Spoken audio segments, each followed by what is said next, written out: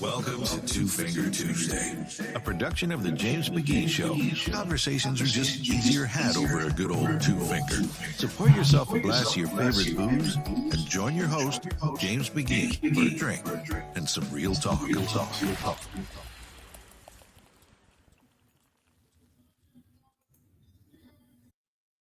Welcome back to the James McGee Show, Two Finger Tuesday. I am your host. I am James McGee, and we are joined tonight by one of your favorite co-hosts, Tom Wells.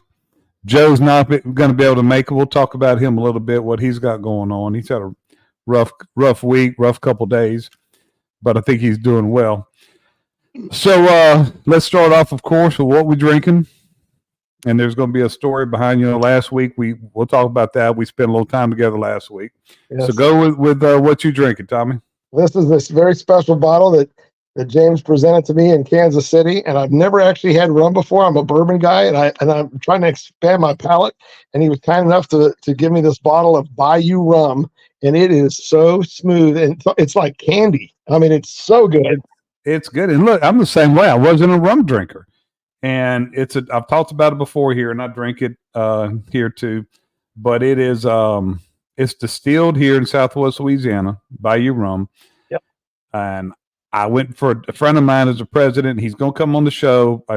We keep talking about it, but I'm going to get him here. And man, I went for a tasting there, and this shit's good. And it is so good. Several. It's got the regular rum, but this is the rum reserve. They have one that's the XO. That bottle, I think, is about a $40 bottle. The XO, I think, is $60 or $70. Tommy, I'm going to tell you, I like this one better. Yeah, I like the reserve better. That's what I drink here. I'm going to be looking for this up here to see if I can find it at some of our. We've got a couple. I need to talk to him and see if they're nationwide because they were bought by. It was a local distillery. And it was the guys that I went to high school with that opened it, and they were bought by Stoli.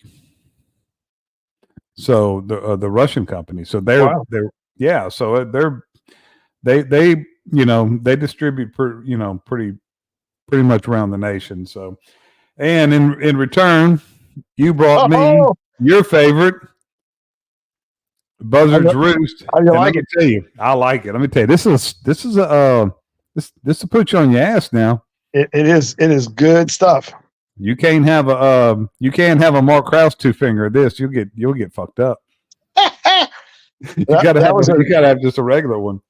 That was a special barrel pick when we had our last Ohio chapter get together, and we always have something centered around some kind of a bourbon and cigar night. And the place we went to that hosted us, I'm trying to think. Oh gosh, refresh me. It's right there on the bottle. What's the name of the place? It's that gold sticker. It's on a gold sticker. Yep. So it's a round gold sticker. Gastro Lounge barrel. Yeah, that's it. The Gastro Lounge. Yes, Gastro Lounge. Prohibition Gastro Lounge. Up in Powell, Ohio, near Columbus. And we had a wonderful evening there. It was a bourbon tasting night, and that was the showcase bottle that we were able to buy from them. And I was super impressed. Well, that's pretty cool. Let's talk a little bit about last week. We spent some time together, had a really good time, and spent some time with some of our other friends, and have some technical problems. We couldn't get full podcast, so they got let off the hook. They're a little shy to come on camera. Yeah, but had a good conference. It was a great time. And what was your take on things? What was your favorite part of it? I think, seeing you and the gang. I mean, to me, that's what I truly live for that. That's why I come to those conferences, as good as the training is and as good as the whole, what we get out of the FBI and National Academy experience. To me, the pinnacle of it is being able to be with you guys and spend time with you. No, I agree with that. That's a highlight for me. A couple good classes, a couple good speakers, but, just the fellowship and hanging out with y'all and we bust balls, but I learned more just hanging out with them and y'all and you than I would in any class. I agree. Wealth of experience between all of us, that's for sure. A lot of years there.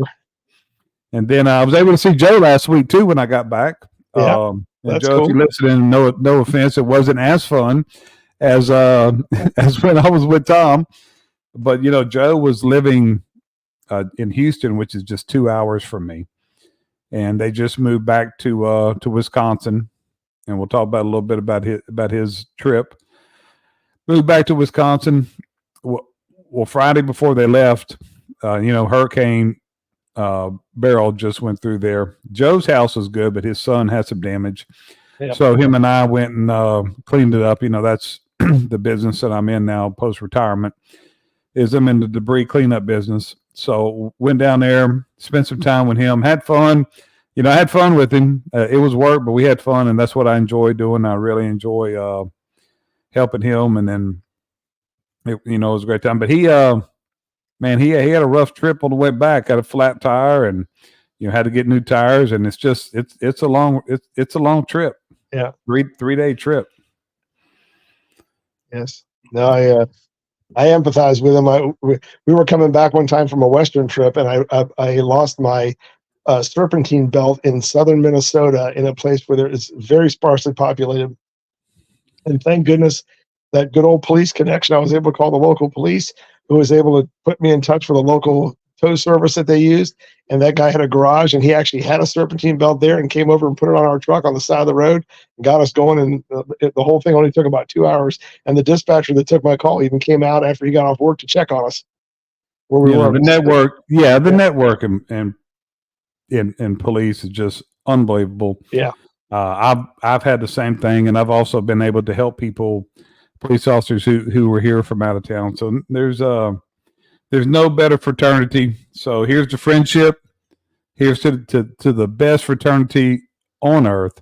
That's right. So glad for us to be part of it. And of course, drinking out of the official James McGee show whiskey glass, courtesy of EngravedInUSA.com, Rich Crumman. I need to get my set from Rich. I know I need to give him a call. Yeah, you got to get your set from, man. They're great glasses. Big shout out to Rich. I saw them in person when we were out there in Kansas City. Very, very nice glasses. They're great. No, they really are. So, I talked a little bit about it the other night, and this shooting in Illinois that happened on July 6th. It's a tragic deal. It's a terrible deal. It was I'll recap a little bit. There's a lady that had called 911 about a prowler. Apparently she had some mental illness. And while the officers were there, everything was going well. And she was boiling some water on the stove. And she picked the pot up and said she was going to resurrect them. So apparently she did have some mental illness. Well, one of the officers told her to put it down, or he was going to shoot her in the face, and he shot her in the face and killed her. He was less than 24 hours later. He was arrested for second-degree murder. And the reason why I talked about it the other night, Tommy, was I had one of our followers contacted me and fronted me out a little bit and said, "Hey, why aren't you talking about this? It's clear the officer's wrong." And because we've said it, hey, if somebody, we're going to, we are a voice, and that's what we want to be. But if an officer, we're not just going to justify everything that they do. And I looked at it, and he's in jail, and I believe that's where he's supposed to be. But also, I'm also going to give a disclaimer. And early in 2020, we all thought those 4 police officers should be in jail too. There was a lot of things withheld from us that we know now that those 4 police officers are in prison for a crime they didn't commit with George Floyd. So I'm always going to give that disclaimer based on the information that we have right now. That officer, in my opinion, is wrong, and he deserved to be charged. Yeah. I agree with you, James. I mean, I look at the situation. I think, I can understand where officers would be concerned if there was a person, especially if they were saying things. And in this case, she was making some unusual statements that gave them some concern for their safety. But I could, I thought about it myself. Like, do I want to wear a pot of boiling water? I think there's no question in my mind. I would probably use some discretion there as well, either to back out, first of all, would be one thing you could do and get away from the situation, or use a lesser degree of force to take the person down. Like, for example, if you really felt that strongly that she was a threat, then use a taser or some OC spray. But again, not only seeing the video of what occurred, but from what I learned from what some of the things that the officer said afterwards, it just makes my skin crawl to think that a person like this was serving as a law enforcement officer. And we all know it. There's millions of contacts in this country every year, hundreds and thousands a day that go perfectly because the police in this country are the ultimate professionals. But all it takes is one moron like this, and it makes us all look terrible. And I agree with you. I think from everything I've seen in this case, there's no question that the charges on this officer are correct. And I know we're going to talk a little bit more about how these things happen, but yeah, I'm with you. Well, that's a good point. Yeah. Initially I didn't like it, but then when I started reading his, from now, first off, he didn't have his body cam on. The body cam from the officer that was with him, the things that he said afterwards and his demeanor afterwards, yeah, he shouldn't. He's wrong. And information we found out later, he should never have been a cop, Tommy. He should not have been a cop. This man was forced out of the military with a less than honorable discharge. He has been arrested twice that we know of, and worked at 6 different agencies in 4 years. I mean, that right there is a red flag. The other ones are certainly more than red flags, man. Yeah. They're slapping you in the face, man. That's what I mean. I mean, if there isn't enough to say this guy shouldn't have been a cop, I don't know what. But you know how we get there. That's what I want to talk about, because I did a little video earlier, and he shouldn't have been a cop, and that's the responsibility of the sheriff. And the sheriff is he's going to take it on the chin. There's no doubt. But what we have to quit, we have to quit ignoring is the fact of how we got here. You said it. You said it early on. You said this 6 months ago about the quality of people that we're going to get now, that good, brave men and women with integrity and are doing the job for the right reasons. They're not going to fucking do the job anymore because of the false narrative. Now, this one, he's wrong. Right. But Michael Brown, false narrative, created a distrust in the police. Alton Sterling, false narrative. George Floyd, the biggest one ever. Turns out to be, why aren't they saying things about that? Why don't they be like us and say, admit, you know what? We were wrong. And that's how we got here. That's how we got here. And that's now, it's not right. And the sheriff is responsible for what he hired. But you know what? They got to have policemen, man. They expect the job to be done now. Our worst fear that we've been talking about, Tommy, for 6 months appears to be coming true, that law enforcement administrators are having to hire people they normally wouldn't hire because good people don't want to do this job anymore. That's right. And you and I both know, and for our viewers that aren't aware of this, there's a tier system in law enforcement, as there is in most professions, where the agencies that pay the most or that have the best benefits or have the best schedules or the best equipment, what you name it, plug whatever word behind the word best, that's who's going to get the cream of the crop, because that's the agency that's going to draw people. Mm-hmm. Because that's where either the money is or the benefits or the schedule, all those things. That's what people are looking for. And then as you go down the list to departments that just don't have the money to afford those things or are in rural areas. And again, that's nothing against rural police. Some rural police do some of the best police work out there because they have to do it all. But the problem you get is that you have these departments. For example, there's an agency out on the railroad line that I work on where the police chief makes $19,000 a year. That's ridiculous. In this day and age, that's absolutely ridiculous. And God bless him for doing it. I don't know the person personally. I just know that that's the case. And I sit there and think, how do you make a living on that in 2024? I don't understand. You don't. Excuse me. And how do you draw the best people? If the chief is making 19,000, what are the officers making? People that are putting their lives on the line every day. You know that people aren't rushing to go to that agency, and I'm not going to name the agency because it's nothing against that agency. But again, it's people want to go where the money is and where they're going to be taken care of the best. Yep. And so it's a trickle down. And if you look at the situation that happened with the Secret Service, meltdown there with the assassination attempt, in the meantime, I've talked to a few people that work for the Secret Service, and every one of them tells me that they are spread so thin. Excuse me, I've been fighting a cold here the last couple of days.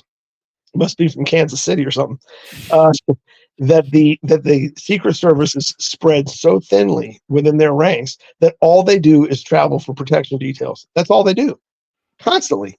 And there are other federal agencies that people that work for the Secret Service can jump to, and they do, because they don't have a screwed up schedule like the Secret Service. They can go there, work Monday through Friday, and have a normal life with their family. So people leave the Secret Service, and they're scrambling to get people, and that's how you have what happened the other day, including their leadership.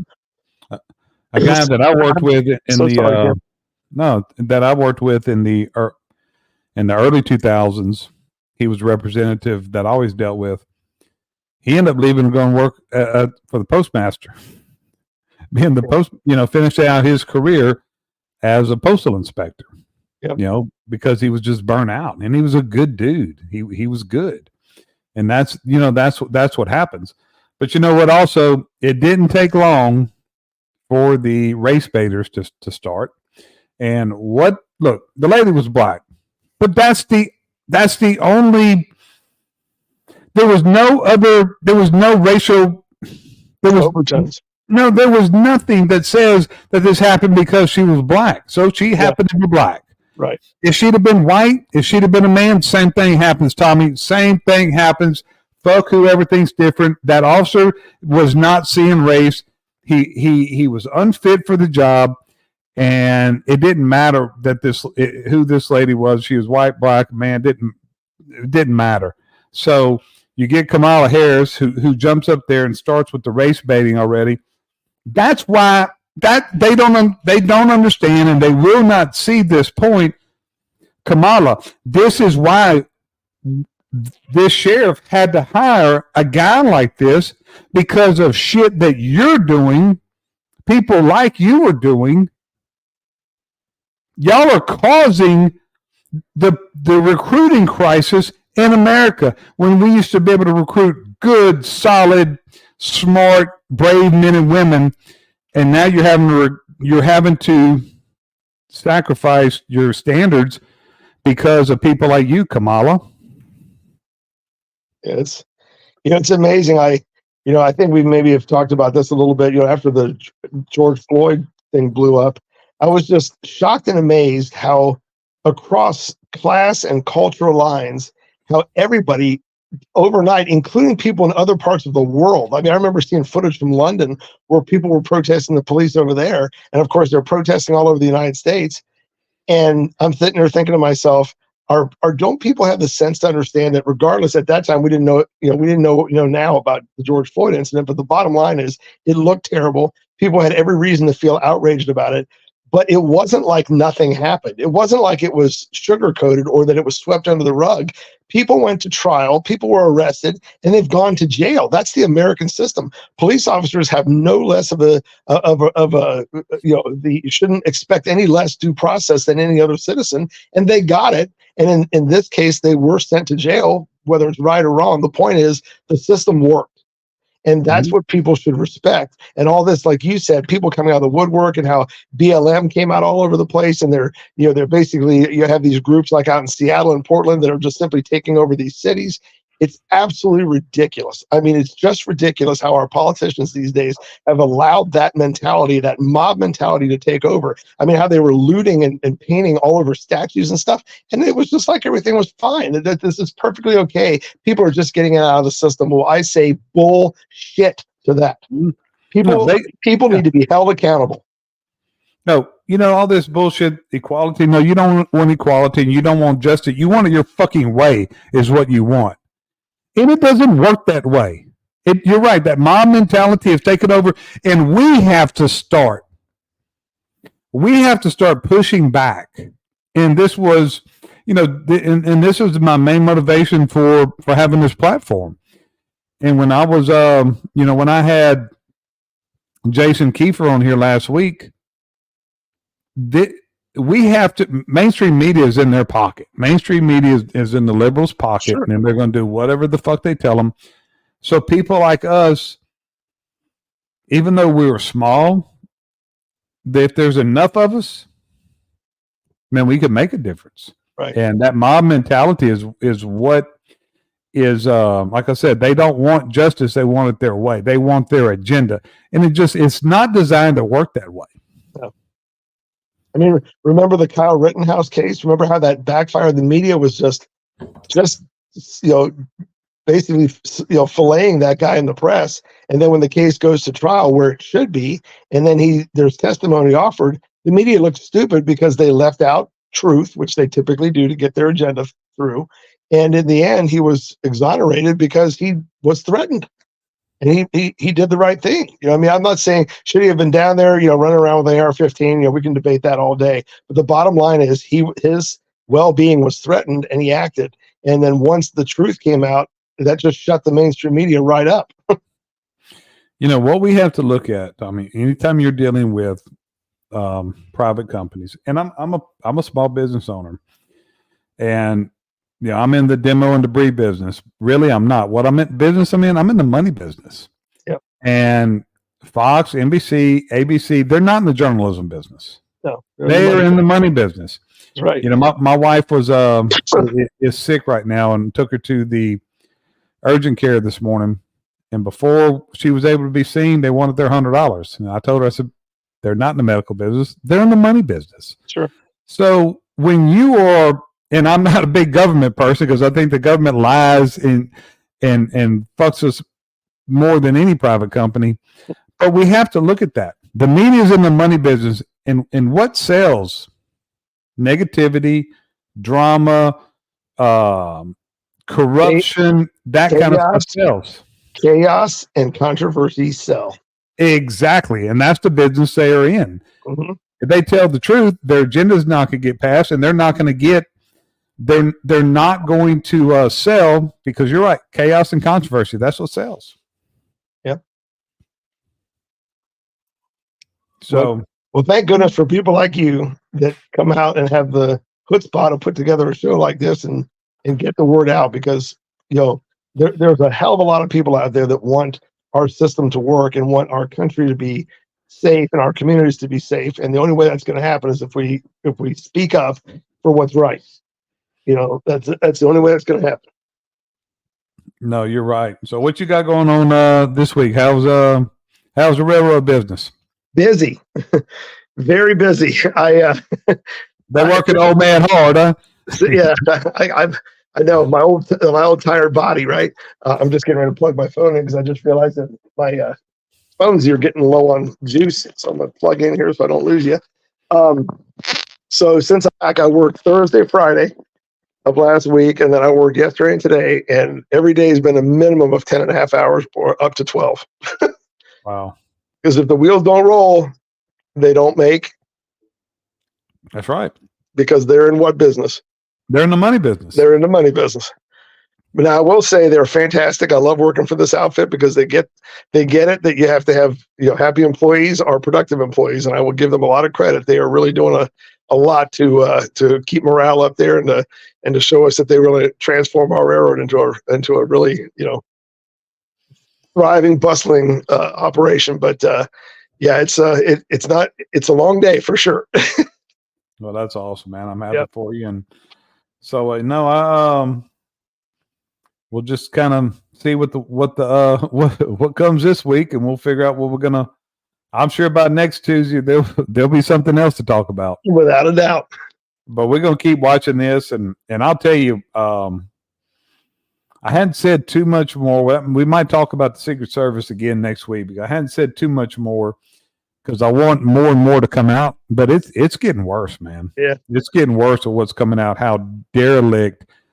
It's not even derelict anymore. It's getting negligent and gross negligent in my book. I still can't believe it. And I'm a believer in, I know the Secret Service's mission. I know they take it extremely seriously.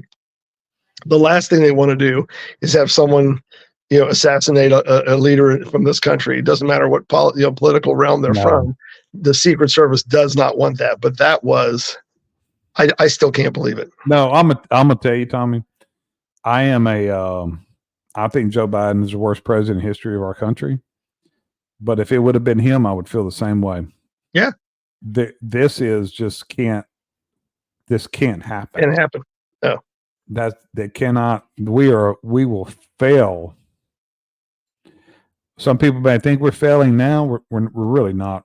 But we will fail as a nation if we tolerate any of that, no matter who the people that are applauding that Trump almost was killed. Well, that tells you what the problem we have in this nation, So, the devaluation of life. Yeah, no, you're right. Well, good deal. Hopefully next week we'll have Joe back, and we'll see where the week takes us. So, get better, Joe. Yep. Until then, McGee and Wells are out.